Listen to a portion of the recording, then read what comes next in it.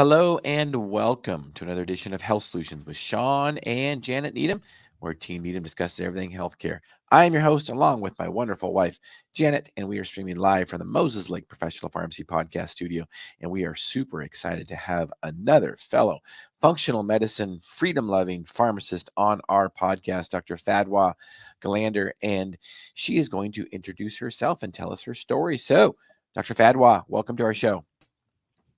Hi there. Thank you for having me. It's truly an honor. Truly an honor. Yeah. Well, tell us. I introduced you really quickly, but tell us a little bit about your story and how you got here to be here on this podcast. Hi. Oh yeah. So that's gonna be a long story. So no, Love hopefully it. not. That's all right. Hopefully not. So many years have gone by. I've been a clinical pharmacist for 25 years. I used to work for Henry Ford Health System. I quit in September of 2023, and I've been with them for 25 years, both inpatient and outpatient as well. And I say outpatient was mostly ambulatory care and working on adult internal medicine, chronic disease. And then I did a lot of managed care for them. Majority of the time that I was there, but it was very clinically sound. I was assigned to about 80 physicians that I worked closely with them and had meetings with them. We did initiatives and so forth together. So it's been a great career, but 5 years into it, I started noticing some things that just didn't seem to align. I started noticing, peanut allergies that I didn't grow up with. I started noticing gluten allergies that I didn't grow up with. Because my specialty is in adult chronic disease, us pharmacists, we read the whole study, right? Mostly the MDs read the abstract, but when I would go on rounds with them, and read the studies, the relative risk reduction for, your first event of a heart attack or a stroke, depending on the drug that was being studied, was always at like 32% constantly. And we were like adding a new drug, ARBs came out, during the time of my tenure. And so we're like, okay, change from an ACE to an ARB, add the beta blocker post a heart attack. Let's get the aspirin on board. Yep. And then, we started seeing the evolution for diabetes, right? We went from like insulin, sulfonylureas, metformin was, and still is quite an innovative drug. And then we started going to the TZDs and you started seeing some side effects from these other agents. I didn't see more improvement happening. I just saw more patients either gaining more weight, feeling more fatigued. The good thing is that when the physicians would assign these high-risk patients to me, when I got a chance to get to know the patient more, we can do some diet changes. I got a chance to know more about their lifestyle and movement. And one thing that I've seen in the last 25 years, that whatever little positive direction you make, however small it is, your body will give back 10 miles. So I always tell my patient, just make 1 inch, your body will give back 10 miles. And because I was doing a lot of managed care, I was there at the time with dealing with co-payments. And we're seeing those co-payments rise. We're dealing from a 2-tier system to a 3-tier system to a 4-tier system. And educating patients as to telling them like, okay, today is probably the cheapest day that you're going to ever afford your insulin. Tomorrow it's going to get more expensive. And for them to kind of wrap around, well, I have insurance. And what does that mean for me? And my insurance should be covering all this stuff. Well, your employer is really the insurer, not Aetna or Blue Cross. They're the ones managing the paperwork for your employer. Your employer is the one who's paying the bills. And your employer is the one who's deciding, what is covered and what is not covered, and the insurance company's catering a contract for them. And so that, and I would be very transparent with patients and explain that to them. So then when I was kind of collecting all this data to myself, I finally said, I want to look into holistic medicine. I want to look into supplements and functional food. At the time it was functional food, taking that pyramid and flipping it upside down and looking more at good fats and proteins rather than the grains and the carbs. And I started incorporating like keto diet for myself. And I started seeing a change for myself. And then, have 2 little kids that were born during this time period. And both of them had issues. Both of them had, my oldest had lactose intolerance and my youngest has glucose sensitivity. And then my husband ended up having diabetes. And when he was first diagnosed with diabetes, we started him on metformin and insulin because I didn't want him on a sulfonylurea, and there wasn't anything else at that time. There wasn't Januvia wasn't out there, and I definitely didn't want him on a TZD. And so we did those two, and his glycated hemoglobin went down to 6, 5.8, something like that. And his blood work started looking really good, but he started feeling worse. And he was more fatigued, more sleepy. He couldn't get any energy. And finally, I'm like, you know what? I'm going to take you to a clinical nutritionist and let's just do a nutritional blood work on you. And come to find out, my husband is very sensitive to gluten, very sensitive. And he was producing no cortisol whatsoever. It was 0. The entire 25, we did the saliva test, 24-hour saliva test, and it was 0. And I felt so bad. I'm like, I don't even know how you got out of bed in the morning. And it was probably the gluten that, caused the issues with the adrenal glands, which also caused him to have diabetes. So once he got on a gluten-free diet, it was the first time in 10 years I saw the color of my husband's eyes. They were open, he was articulating, he was talking, he was engaging. And that's when I started to realize, okay, I'm going to start, studying this on my own. And I started integrating it into the practice with the Henry Ford docs, and they loved it. Integrating vitamin D, just simple things, really simple things, vitamin C, diet changes, talking a little bit more about sugars and gluten and things like that. And I started doing nutritional talks for them. Insurance companies at the time, Health Alliance Plan, I was with them, and they would have me do talks for their employer groups, for the members of the employer groups, and just try to help incentivize them and teach them about diet and certain supplements and B vitamins and things like that. And then fast forward to what happened last 4 years. And I wanted to open up this clinic, Apple Cross Wellness, 20 years ago, but it wasn't the right time.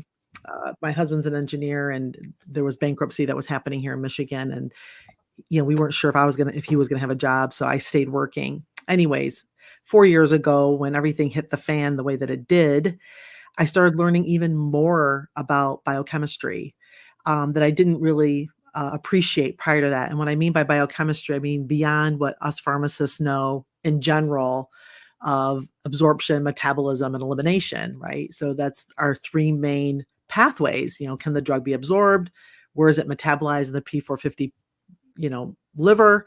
And drug interactions, and making sure we have safe elimination. But I didn't really appreciate mitochondria at that time. And I started learning about mitochondria and how SARS-CoV-2 was impacting the mitochondria and oxidative stress and hitting those ACE2 receptors. And I always tell my patients, those are the receptors where you lost your taste and smell. Like that's like the most common area. Certainly they're everywhere else in the body, but just for perspective, when you lost your taste and smell, you lost those ACE2 receptors. And so I started learning how to deal with glutathione and how to help our bodies make our own glutathione because we can. And I tell my patients, you're just one walking blueberry. You can make your own antioxidants. You can make your own glutathione. Started learning about epigenetics. So I went from functional food to supplements, and now I'm into biohacking, cellular nutrition, focusing on mitochondria and detoxing, safe and effective detoxing. So that's my story. And I'm sticking to it. No, I'm just kidding. No, I love it. There's a lot going on there. I can think of a couple questions. I'm going to save them after Janet asks you some questions.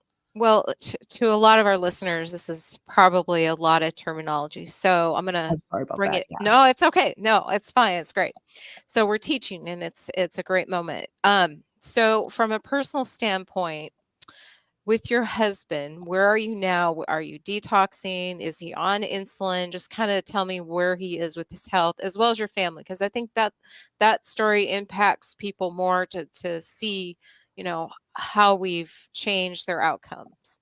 Yeah, absolutely. So yeah, he's not on insulin anymore, and he only stayed on metformin the entire time, and he stayed gluten-free. And so as long as he's not eating gluten, he's doing great. My husband sits a lot. as an engineer, so he really needs to have more movement in his life, to be honest. We all do. I sit a lot too, as I've been trying to start this business. As far as my daughters concerned, Elizabeth no longer has to worry about dairy, because when she was little, we started her on probiotics and prebiotics. So she was about 2.5 when all this started, and she stayed on pre and probiotics for years. And now she can, eat ice cream and have dairy and not have, not be vomiting and so forth. And she was very sick, as well as my second one with the gluten. As long as she's gluten free, she's not bloated. She would have dark circles under her eyes. We can tell by her eyes, how she's doing inside. And so when her eyes look clear and there's no dark circles, we know that she's feeling much better. She's more clear headed. And so we're a pretty thriving family. Thank the Lord. In terms of detoxing, like we've taken it up a level.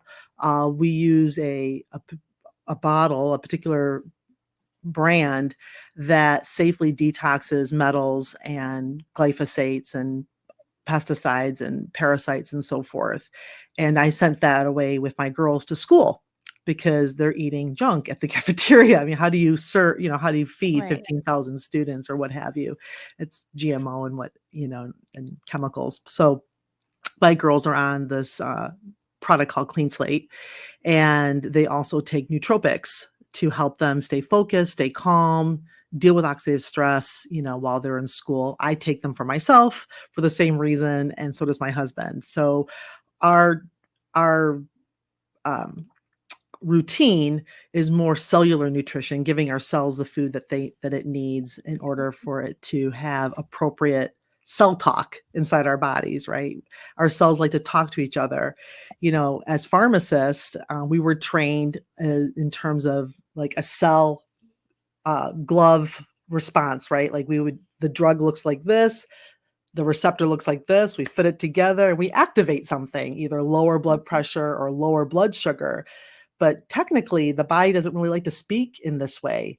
The body rather speak through your DNA, your own mathematical DNA, and be able to deal, I always tell my patients, we want to make a beautiful symphony inside your body. We want your body to sing and make beautiful music. So, the liver is talking to the fat cells, and the gut is speaking to the muscles, and the pancreas is speaking to the fat cells, and what have you, to the brain, the gut brain axis, that whole thing. That's all cell talk.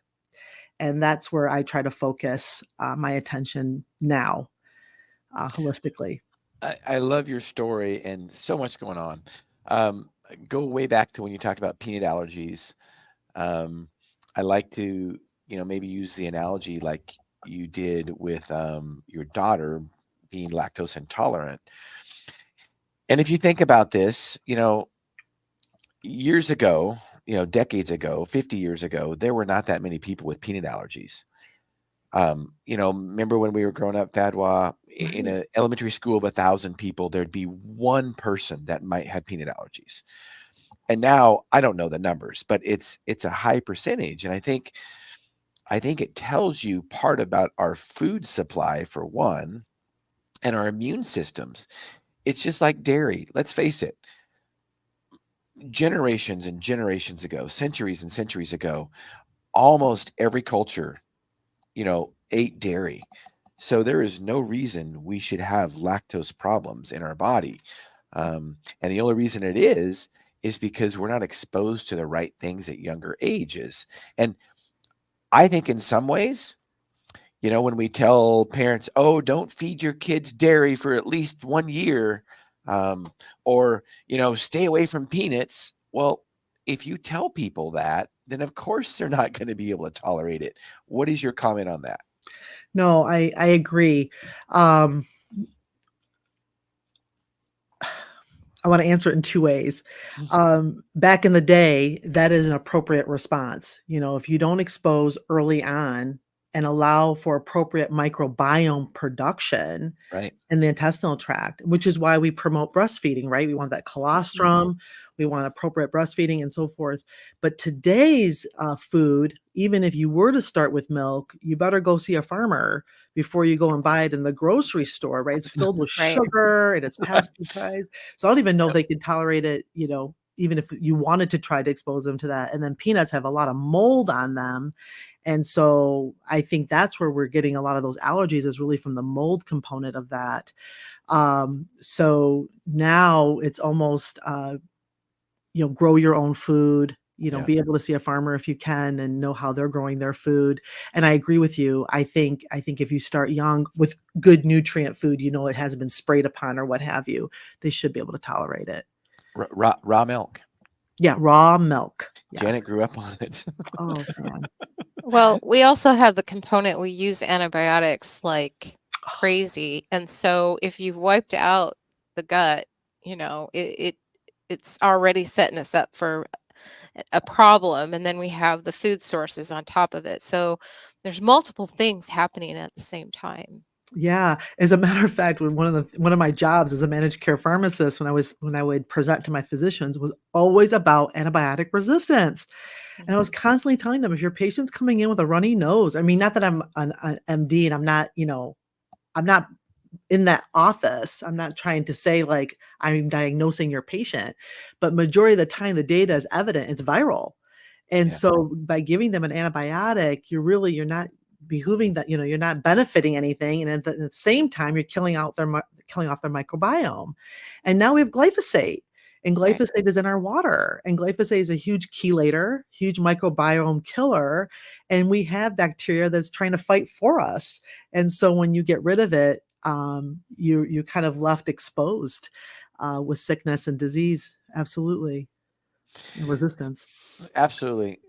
So changing gears a little bit, back when you started being a clinical pharmacist and working for these clinics and managed care companies.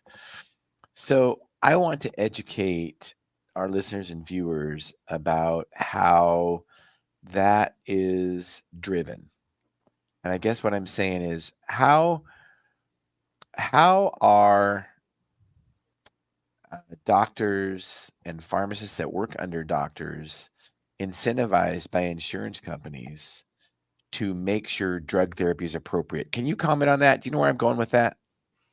To make sure drug therapy is appropriate? Well, I can tell you for me, in the 25 years that I was doing managed care, I was very thankful that the team that I was with, we made it very clinically sound.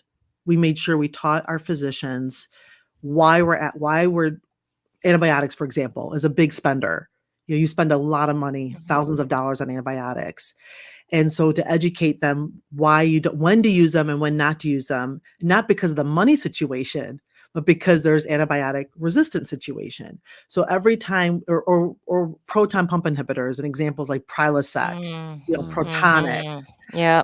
We were teaching them about that. They were very expensive back in the day. You can buy them over the counter now, and they're still expensive over the counter.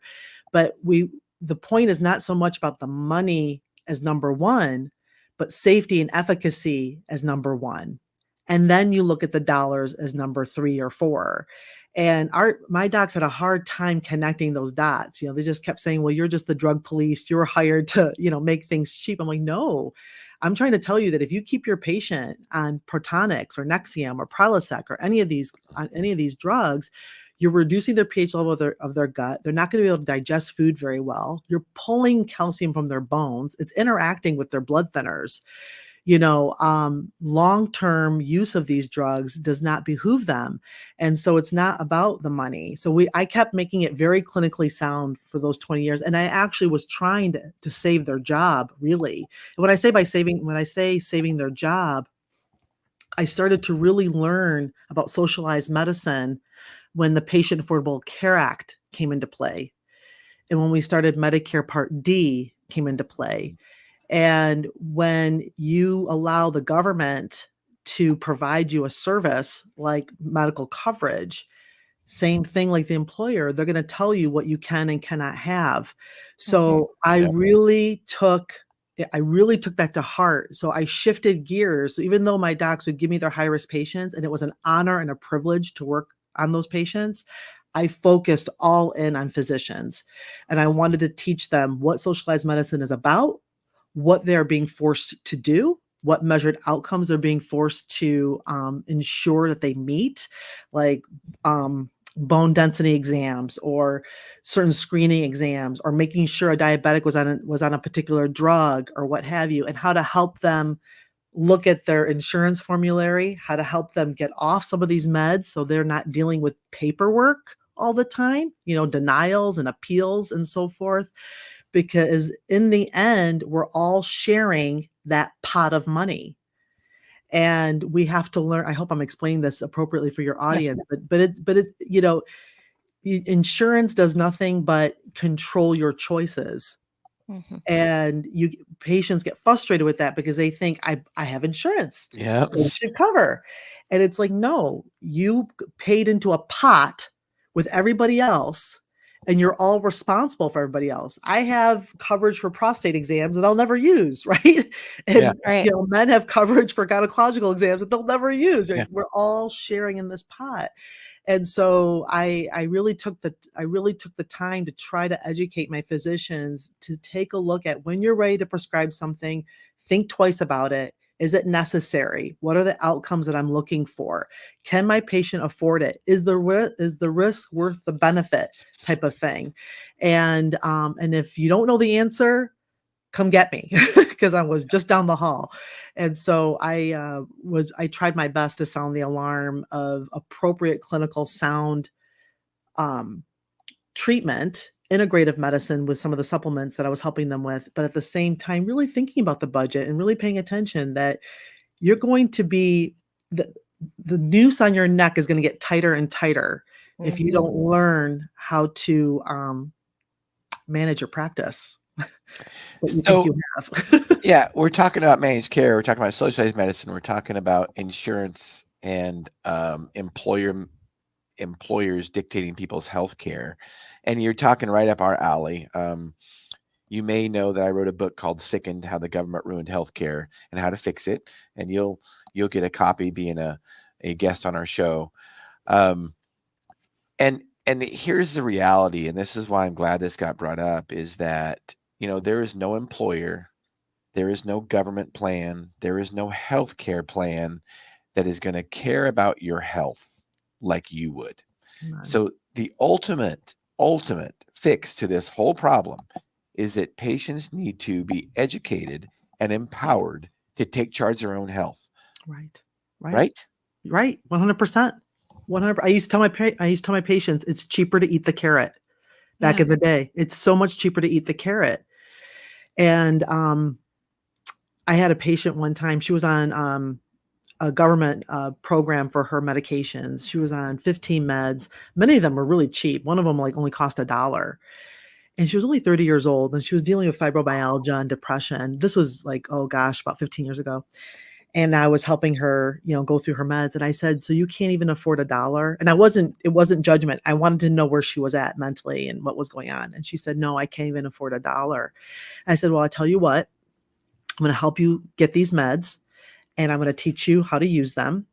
And we're going to try to get you off of them as much as we can. But do you have a plan B? And she said, I don't understand what you mean, Dr. Fadwa, about a plan B. I said, well, do you think you'll always have coverage forever? Free coverage forever? And she said, I never really thought of it that way. I said, no, you got to have a plan B.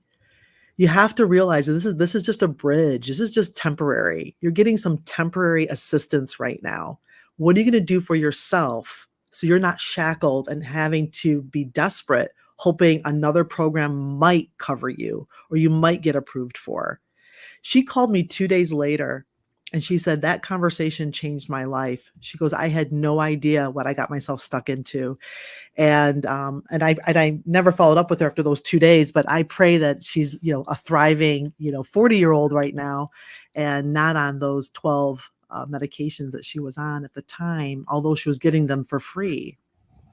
Well, and that's part of the problem, is that, when you get something for free, then there's no value there. You don't really care what they cost. So the price, even though her meds were cheap, you said, the price could be astronomical. That's one of the reasons that our healthcare prices have went up so much, inflationary wise, is because, the individual consumer is not paying for it.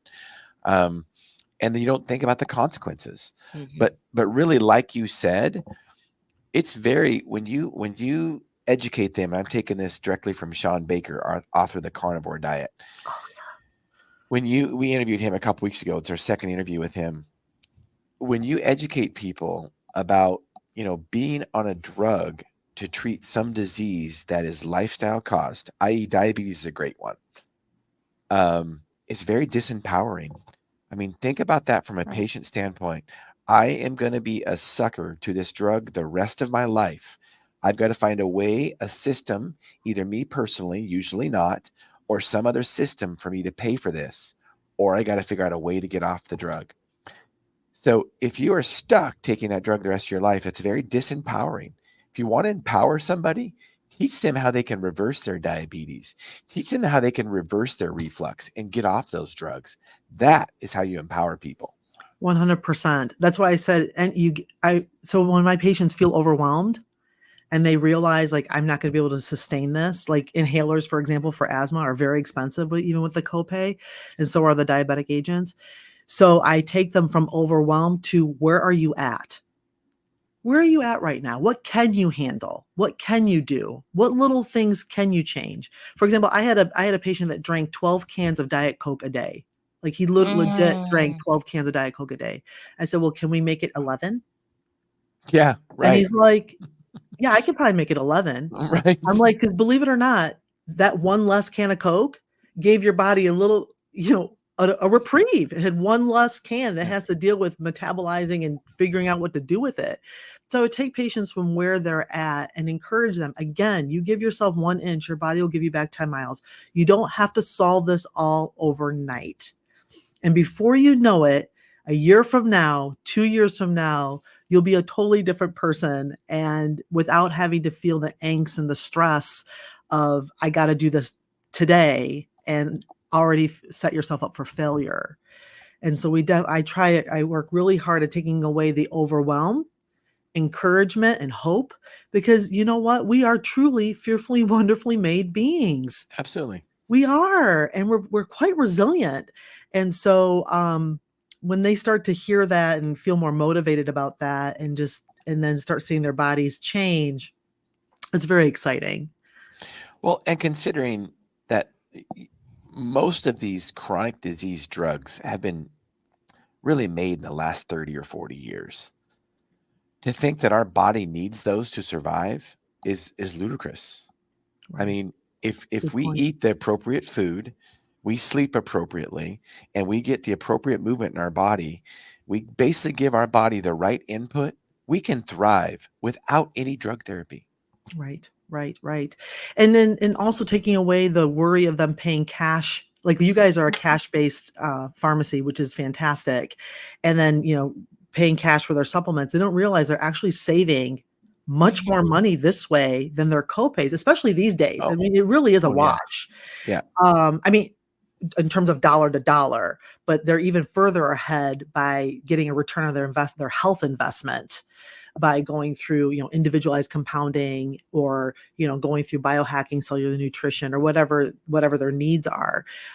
So right now, dollar for dollar, it's a wash, but yet it's still greater long-term return on your investment that's like multiplied. Right. Multiplied. So Dr. Fadwa, as we wind this podcast up, tell us what you have a passion for.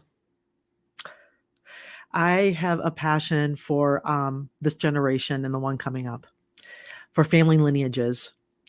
Parents are tired and they're frustrated, and they're dealing with children who are stuck to their phones, stuck to laptops, being taught certain things at school they should not be taught, and they're feeling lost. And so my passion is to preserve family lineage, really, and get parents on board and partner with me and let me help your kid so they can thrive and become an independent adult. I love that. So how do they get a hold of you to do that? Do you have you can do my email if you'd like. I think I gave you all my links, but well, go ahead and put that up there. And Julie, if you can stream her link, that'd be great. What's your most popular link that you'd like people to check out? The Connect link. The KONET link. I think I have that for you. If not, you're welcome to email me at Fadwa, at applecrosswellness.com, all one word. I love it. I love it so much. So thank you for helping us to realize our goal, which is to educate and empower individuals to take charge of their own health. I appreciate it. Thank you for having me and tolerating my fast talk. I really appreciate you both. Believe me, I love fast talk because I talk fast myself. So thank you. Thank you so much. Yeah, you're welcome. And thank you for being a pharmacist that's a pioneer on the cutting edge of helping people actually get healthy instead of just giving them another drug that makes them sicker. Amen. Amen. Same here. Yeah. Thank you. Yep. And listeners and viewers, thank you for tuning in to Health Solutions with Shawn and Janet Needham. Tune in Wednesday to our midweek podcast. I'm not sure who our guest is, but it's going to be a good one, 8 to 9 a.m. Wednesday, because we will be traveling to Australia Thursday. So we're not going to be able to do a podcast that morning. I'm super excited. Please follow us as we travel through Australia and educate and empower individuals to take charge of their own health. So thank you for tuning in to Health Solutions with Shawn and Janet Needham. Thank you.